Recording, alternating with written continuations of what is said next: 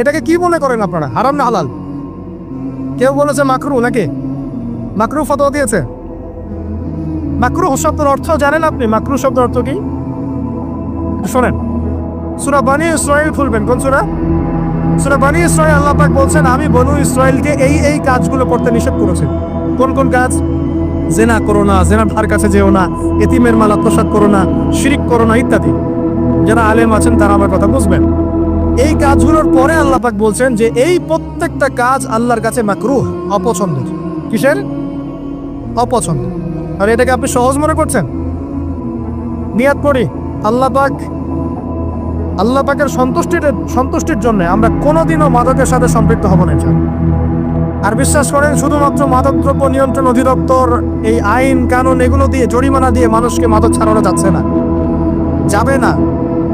কেন যাবে না এটা আপনারা খুব ভালো করেই জানেন, আমি বলতে চাচ্ছি না।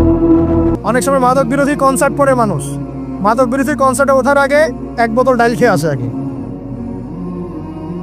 এগুলো কি বাস্তব কথা বলছি না অবাস্তব কথা বলছি?